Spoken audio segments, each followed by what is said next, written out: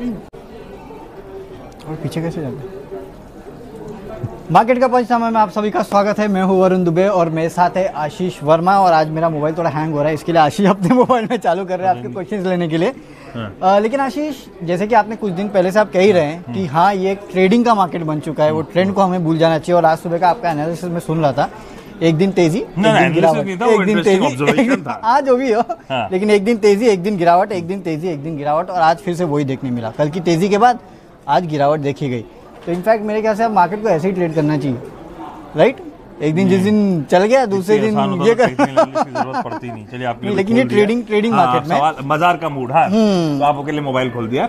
अच्छा, नहीं, आज का दिन तो दिक्कत भरा था, डिसअपॉइंटिंग देता, और खासतौर पे बुल्स के तो बेहद डिसअपॉइंटिंग। अच्छा, शार्प सेल ऑफ था, और लग रहा है सेल ऑफ को देख के थोड़ा सा कॉशियस रहने में कोई गलती नहीं होगी। कॉशियस रहना है। अब मैं ऐसा क्यों कह रहा हूँ?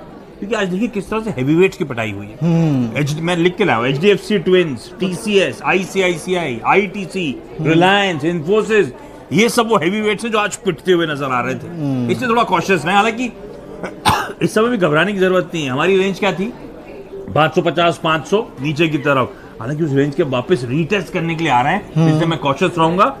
550 इसीलिए क्योंकि इस हफ्ते की शुरुआत में मंडे को जब दबाव आया था, उस दिन के लोज थे वो। और 500 की बात मैं इसलिए कर रहा हूं बार बार, क्योंकि ध्यान रखें इस सीरीज का पुट बिल्डअप जो है वो बहुत तगड़ा 500 के लेवल्स के आसपास है। तो बुल्स चाहेंगे ये लेवल्स डिफेंड होते हुए नजर आए, इसीलिए 500 तो बहुत इंपॉर्टेंट। अगर वो नीचे की तरफ टूटता है तो दिक्कतें बढ़ती हुई नजर आएंगी।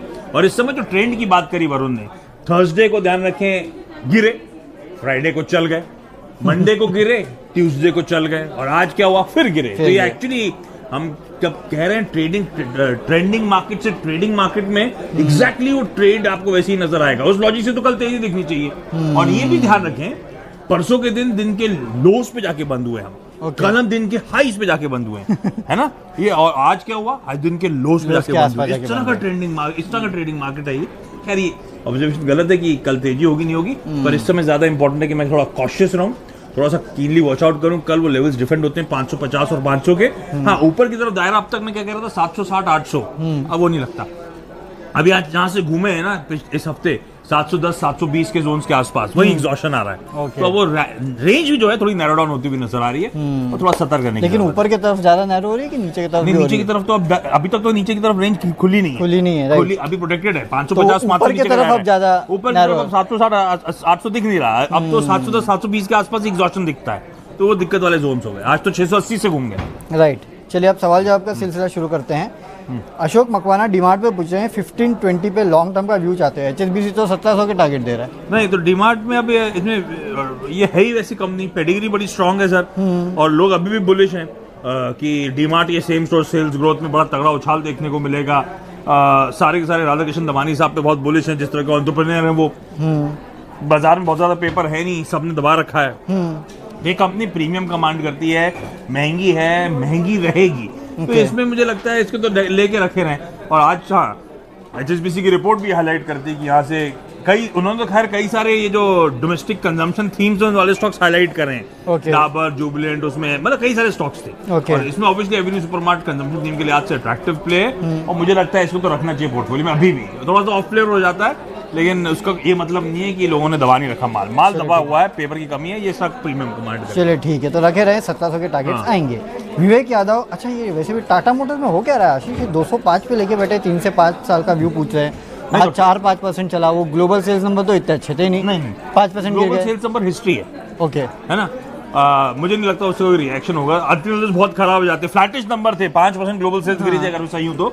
पर टाटा मोटर्स की कमेंट्री हमारी क्या थी? 140, 141 का पैनिक बॉटम बन चुका है। एक आपने कई लोगों ने पूछा भी था, तो हमने कहा था इसको होल्ड करना है सर। इसमें एक राउंड ऑफ बाइंग आ चुकी है, उसके बाद कंसोलिडेशन था, और सेकंड बाइंग की हम लोग बात कर रहे हैं, तो देखिए वो बिल्कुल नजर आ रही है। अभी भी कोई जल्दबाजी नहीं। यस बैंक, टाटा मोटर्स, ये सब लंबे बियर ग्रिप के बाद अब निकल रहे हैं। इसीलिए मुझे लगता है इन स्टॉक तो बने रहे, इन स्टॉक पे रखने में कोई इशू नहीं। चलो ठीक है। अब यहाँ मयूर राघवानी पूछ रहे हैं, what is happening to TCS? आज दबाव में था, अब रिजल्ट आने वाले उसके पहले दबाव, मुनाफा बांध रहे होंगे। ओके, उससे ज्यादा कुछ नहीं है। TCS के नंबर्स तो अच्छा है, कंपनी को लेकर तो कोई इशू है ही नहीं, तो सब जानते हैं। ओके, मुझे बहुत ज्यादा घबराने वाली बात नहीं लगती है, क्योंकि रिसेंटली अच्छा मोमेंटम आया, उस मोमेंटम के अनवाइंडिंग का प्रेशर आया, बाजार का मूड बिगड़ा हुआ था, और आज आपने देखा किसी दिग्गजों ने सेलिंग करी, क्योंकि सारे हैवी वेट्स पिटे हैं। राइट। तो TCS, HDFC ट्विंस आ रही है, ये वो कैटेगरी ऑफ स्टॉक्स जो आज दबाव झेलते हुए नजर आए थे। तो मुझे लगता है किसी की तरफ सेल ऑफ का प्रेशर आया था। आई एम श्योर आपने पोर्टफोलियो में रख रखा होगा, लेकिन आज के प्रेशर को देख के घबरा रहे होंगे, लेकिन घबराए ना सर। और मैं तो मानता हूं कि इसको रिजल्ट्स में भी राइड करके लेके जाएं, इवेंचुअली स्टॉक यहाँ से वापस मजबूती और रिसेंट हाइज जो थे 2200-2300 ऑड लेवल्स के, ये वहां पे जाना चाहिए। अच्छी पेडिग्री, कोई इशू नहीं, गजब का धंधा। ओके चलिए, तो रखे रहें, बेटर होगा। अच्छा आशीष, ये India bulls real estate, in fact India bulls पूरे ग्रुप में क्या हो रहा है? अब बोलते हैं इंडिया बुल्स रियल एस्टेट तो बिकेगा, लेकिन इतने तगड़े प्रीमियम पे बिकेगा? बिकेगा नहीं, बिकेगा से मतलब नहीं है। तो इंडिया बुल्स ग्रुप पे कोई ना कोई स्टॉक पे दाव, तो इंडिया बुल्स वेंचर्स भी चल रहा है साथ साथ, वो इंडिया बुल्स इंटीग्रेटेड सर्विसेज भी चल रही है। ग्रुप पे फोकस चल रहा है, ग्रुप पे रुझान है। हालांकि आज जैसे मैं चर्चा भी कर रहा था किसी से, India bulls housing attractive levels के आसपास, प्रोवाइडेड कि उसको आरबीआई का लो लाइसेंस मिले ना मिले, गो हेड मिले ना मिले, लाइसेंस कह रहा हूँ गलत कह दिया, गो हेड मिले ना मिले उस डील के लिए, उसके बावजूद इस समय वैल्यूएशन अट्रैक्टिव है इंडिया बुल्स हाउसिंग के। इंडिया बुल्स रियल एस्टेट में मोमेंटम स्ट्रांग है, क्योंकि ग्रुप एग्जिट करेगा तो हो सकता है वैल्यू अनलॉक होती हुई नजर आए, शेयर होल्डर्स को पैसा मिलता हुआ नजर आए, ये ग्रुप धंधा सिमटता हुआ नजर आएगा। पर अब टू लेट, अब इस तरह के मोमेंटम आ चुका है कि मुझे एंट्री नहीं पानी चाहिए स्टॉक में, कोई रीजन लॉजिक नहीं दिखता, until it corrects, है ना। और अगर है तो फिर इस मोमेंटम को राइड करें, इसके अलावा कुछ कर ही नहीं सकते स्टॉक में, जिस तरह 30% से ज्यादा का उछाल पिछले 3 दिनों में दे दिया। डेफिनेटली, तो ट्रेडिंग का मौका है, ट्रेडिंग करें, मुनाफा ले और निकल जाएंगे। हाँ, डिप्स आएंगे तो एंट्री के पॉइंट ढूंढेंगे, अभी तो मुश्किल। चलिए, नूतन शाह पूछे HDFC बैंक शॉर्ट टर्म के लिए लेना चाहिए क्या? आज इसमें बड़े बड़े सौदे हुए, बड़ी बड़ी ओवरहैंग बना हुआ है। किसने किया ये पता चला? नहीं, अब ये था कि 40 बेसिस पॉइंट का 0.42% का किसी ने स्टेक, जो कि नॉन प्रोमोटर नॉन इनसाइडर है, पता नहीं कौन है। अब ब्लॉक डील हुआ, ट्रेड हुआ, खैर उसका ओवरहैंग होगा। और आज तो वैसे भी दोनों HDFC ट्विंस पिट गए, खैर अलग कहानी। पर ये शॉर्ट टर्म के लिहाज से स्टोरी है भी नहीं, है ना। HDFC को तो मुझे लगता है मैम लेके भूल जाने वाले स्टॉक से मैं हमेशा उसी की तरह ट्रीट करता हूँ इन स्टॉक्स को। और नाम लगाओ वहां पे तो सारे पेडिग्री स्टॉक्स में मैं ऐसी बुलिश हूँ इस पूरे ग्रुप के। गजब का मैनेजमेंट, गजब की बैडविड्थ और गजब का प्रीमियम मिलता है इनको इस स्टॉक मार्केट में। अब HDFC बैंक नियर टर्म में थोड़ा सा ऊपरी स्तरों से प्रेशर और ये ओवरहैंग जो लगातार स्टेक सेल के आ रहे हैं, वो ओवरहैंग बने हुए हैं। अभी ओवरहैंग, अब ये समझिए कि 3000 करोड़ रुपए का माल बिक गया, तो आपकी और मेरी एपेटाइट बढ़ गई। अगर मैं इंस्टीट्यूशन हूं तो फ्रेश बाइंग के लिए मार्केट में उतरूंगा नहीं अंटिल एफआई का फ्लोज कंटिन्यू। एफआई के फ्लोज एरैटिक हो गए ऑफ लेट, है ना। कल 1200 करोड़ की बाइंग थी, आई एम श्योर आज दिवाली का कॉल आ जाएगा या फिर बाइंग सबड्यूड देखने को मिलेगी।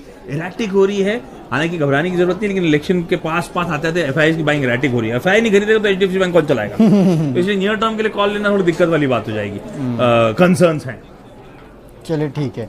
अब नंदू निम्बलकर वैसे तो ITC पे पूछे, सोच है 290 पे लॉन्ग टर्म 3 साल के लिए। 290 के नीचे चल रहा है तो, हाँ उसके नीचे चल रहा है, लेकिन इसकी रेंज है वही 270 280, ऊपर के 320 के आसपास। बहुत साल हो गए सर, दुख दे रहा है ना। ऊपर जैसे एक SBI था, एक ITC था। SBI के लिए वो 320 325 के लेवल क्रॉस करना बड़ा मुश्किल काम था, SBI ने इवेंचुअली कर लिया। ITC के लिए भी वो 320 325 के लेवल्स क्रॉस करना फंस रहा है, अटक रहा है लगातार ये स्टॉक। लेकिन मेरा मानना है ये कंपनी जिस तरह से इतने लंबे अरसे से कंसोलिडेट कर रही है इस बैंड में, इवेंचुअली ये तगड़े रिटर्न्स देने के लिए खड़ी हो रही है। पर एक इशू इसके साथ ये कि कंसेंसस बाय बन जाता है जब देखो तब, है ना। सब मानते हैं कि तेजी आएगी और कई अरसों सबको डिसअपॉइंट कर रही है, तो वो पेशेंस है। तो एक जमाने में HUL ने भी 10 साल एक रेंज में कंसोलिडेट करा था, उसके बाद उसने रेंज का ब्रेकआउट दिया था, दोगुना हो गया था कुछ ही दिनों में। इस तरह का मोमेंटम स्टॉक इवेंचुअली आएगा, अब उसे टाइम करना मुश्किल है। लेकिन पोर्टफोलियो स्टॉक हाँ है, ITC ऐसा स्टॉक है जो मेरा मानना है कि लॉस में तो निकालने का ही नहीं। पोर्टफोलियो में खरीदा था, नीचे है तो रखे रहे सर, कोई घबराने वाली बात नहीं है। इवेंचुअली मुनाफा का ट्रेड बनेगा आपका। आपके ज्यादा पेशेंस ना हो तो जब ये अपनी रेंज के हायर एंड को छूने जाए तो आप मुनाफा बांध लें, पेशेंस तो रखें। पर मैं ये नहीं कह सकता ये कब होगा, ये स्टोरी इवॉल्व होते होते कई सालों से वेट कर रहे हैं, हुआ नहीं है। इवेंचुअली आनी चाहिए इसमें बाइंग, पर वो अटकी हुई है। एक वो ओवरहैंग भी बन जाता है इसका, हमेशा वो माल जो सरकार को बेचना है, माल जो सरकार को बेचना है, तो सारी स्टोरी के बीच में वो डर बैठ जाता है बस। अब देखते हैं वो ओवरहैंग कब छटता है। डर के आगे जीते, चलिए हो सकता है। अब अगला सवाल वोडाफोन पे लेते हैं। विकास गर्ग से पूछे, वोडाफोन पे व्यू क्या है? कल ही आपने लिया है सवाल, लेकिन आज अब तो बातचीत हो गई आपकी। हाँ, बातचीत भी हुई है। तो हाँ भैया, मैं एक हिंट दे रहा था आपको, वरुण बातचीत करके आया, लेकिन पब्लिक में डिस्कस नहीं कर सकते, लेकिन अब वो ऑफिशियली कैमरे पे दिखा दी गई है बातचीत, तो अब तो बातचीत हो सकती है उस स्टॉक के बारे में।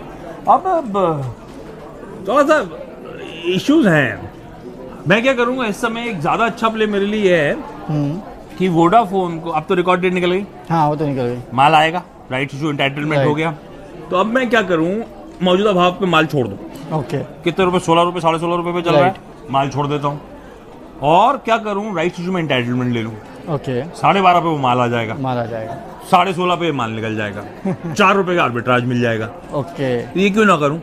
तो मतलब लोग आर्बिट्राज ही कर रहे हैं इसमें। करना ही चाहिए। 4 रुपए बैठा हुआ रेडी प्रॉफिट दिख रहा है मुझे।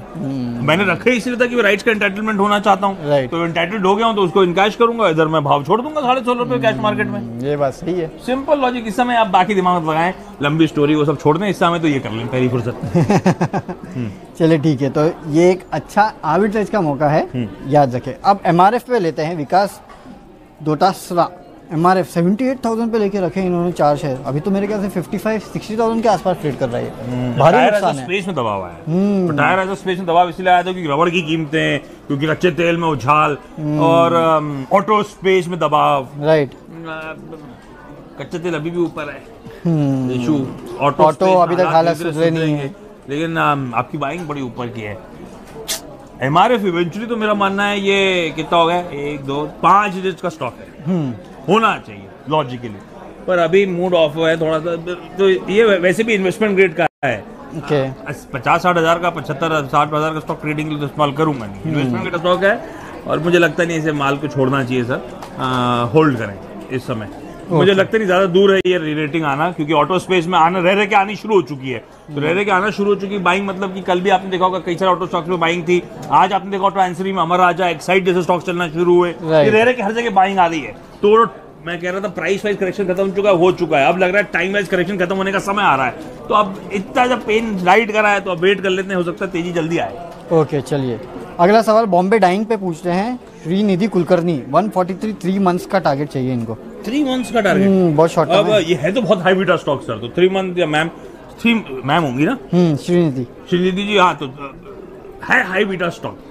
अब ये टेक्सटाइल धंधे से हम लोग ज्यादा इसके रियल एस्टेट धंधे को ट्रैक करते हैं, क्योंकि अब आप फाइनेंशियल देखेंगे तो लार्जली सारा कंट्रीब्यूशन इसका उसी धंधे से आ रहा है। और जहां हम खड़े हुए हैं ये बॉम्बे का लोअर परेल का इलाका कहा जाता है। इस इलाके में और इसके पास वर्ली का अप मार्केट इलाका, ये भी अप मार्केट ऐसा नहीं है। तो इन दोनों इलाकों में बहुत तगड़े ट्रैक्ट्स ऑफ लैंड है इस कंपनी के पास, तो वैल्यू तो इमेंस है। अब धीरे धीरे क्या है, वो प्रोजेक्ट जो बना है उसका रियलाइजेशन शुरू हुआ है, तो उसका फाइनेंशियल में देखना शुरू हो गया। मुझे लगता है इवेंचुअली स्टॉक अच्छी तरीके दिखाएगा, पर क्योंकि जब ये एएसएम लिस्ट में आया तो उसके बाद इतना पिटा कि अब वो भूत बन गया है। अब वो लो लेवल से रिकवरी शुरू है, देखते हैं। लेकिन कंपनी अच्छी है, इवेंचुअली ये स्टॉक हाई बीटा है, अच्छे मोमेंटम, अच्छे रिटर्न देने का दमखम रखता है। आपकी माइंड के आसपास ही if I am not mistaken stock चल रहा होगा, तो होल्ड करें मैम। रियल एस्टेट में वैसे भी आप देख रहे हैं ऑफ लेट बड़ी बाइंग मोमेंटम आ रहा है। गोदरेज प्रॉपर्टीज, ओबरॉय रियल्टी, किसी दिन डीएलएफ चलता हुआ, किसी दिन प्रेस्टीज एस्टेट्स, तो मोमेंटम तो इस पॉकेट में आ रहा है। स्ट्रीट अब मान रही है कि FY20 शायद रियल एस्टेट स्पेस के लिए एक अच्छा साल होगा, तो बॉम्बे डाइंग क्यों नहीं। ओके चलिए, तो 3 महीने में अच्छा मुनाफा दे सकता है। अच्छा आशीष, एक आखिरी सवाल पूछता हूँ अपने तरफ से, ये जेट एयरवेज में क्या होने वाला है? नरेश गोयल जी फाइनली लेंगे इसको वापस, क्योंकि आज वो एक्सप्रेशन ऑफ इंटरेस्ट आने वाला है। 6 बजे का डेडलाइन है एम्स्टरडैम में। अब तो इनका प्लेन रुका दिया गया, ये क्या मतलब? वो कुछ एम्स्टरडैम में इनका प्लेन रुका दिया गया, उनके जो पार्किंग पे का पैसा ऐसा नहीं दिया था, कुछ पता नहीं क्या हुआ वहाँ पे। किल्लत है, पैसा कैसे देंगे? पीछे से कैमरामैन गुस्सा हो रहा है, थक गया खड़े ऐसा तो बंद करने के चलते अब करना क्या चाहिए जेट एयरवेज में? तो सुबह जब नरेश गोयल की खबर आई थी ना, स्टॉक चल गया था। ओके, अब मन क्यों कर रहा है?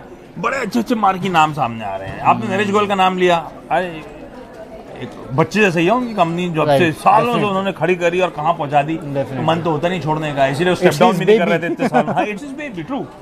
तो इतने दिन जब से स्टेप डाउन करा उसके बाद फ्री होंगे, तमाम इन्वेस्टर से मुलाकात करी होगी। अब सिल्की जो रिपोर्ट लेकर आई हो, कह रही है कि एयर फ्रांस के साथ हो सकता है शायद मिलकर डील करते हुए नजर आए। इंटरेस्टिंग खबरें ये आ रही हैं नेटवर्क से तमाम की, कतर एयरवेज, एतिहाद, ये सब वो प्राइवेट इक्विटी प्लेयर्स, एक private equity player InterGlobe aviation के साथ मिलकर। अब खैर ऐसा होता है मुझे, क्योंकि याद है पहले डेक्कन एविएशन, फिर नहीं, पहले किंगफिशर के साथ हुआ, उसके बाद स्पाइस जेट के साथ हुआ जब मारन्स के पास थी। तो दुनिया में जितनी एविएशन कंपनी के नाम थे ना, मीडिया वो रिपोर्ट करती थी। आज टाइगर एयरवेज और पता नहीं इतने सारे नाम सुने मैंने पहली बार तब। कतार तुक्केबाजी चलती रहती है। अभी एक बड़ा मुश्किल है कहना कि 6 बजे कौन कौन फाइनली एक्सप्रेशन ऑफ इंटरेस्ट डालता है। हाँ, पर नरेश गोयल जी खुद डालेंगे कि नहीं ये भी नहीं पता अभी तक। मन कर रहा है, अगर मैं आज ट्रेड में होता और थोड़ा सा रिस्क अवर्स नहीं होता, रिस्क लेने को तैयार होता ना, तो मैं एक ट्रेड लेके जाता ऑन द पॉजिटिव साइड। अब तो खैर देर हो गई, अब तो खैर अब जो पता चलना एक्सप्रेशन इंटरेस्ट सामने आएंगे और कल सुबह पता चल जाएगा। तो आज तो इसमें तो कोई लॉजिक ही नहीं कुछ बात करने का। कल सुबह उठेंगे तो हमें सब कहानी पता चल चुकी होगी। चलिए, तो कल कहानी पता चलेगी, उसके बाद आपको बताएंगे कि क्या ट्रेड लेना है। लेकिन अब तब तक आपसे तो फिर दिन में खैर चैनल पे आपको 10 लोग बात करके सुनेंगे डेफिनेटली। तो लेकिन अब आपसे विदा लेते हैं और सवाल जवाब का सिलसिला जो है वो यहीं बंद करते हैं। कल आपके साथ फिर जुड़ेंगे इस प्लेटफॉर्म पे आपके सवालों को जवाब देने। और अगर वो 91 कॉन्स्टिट्यूएंसीज में से एक आपकी है तो वोट डालने जरूर जाए। हाँ, वोट डाल के टाइम पे आ जाए, हम लोग मिलकर चाय पियेंगे। चलिए, on that note, bye bye. Bye bye.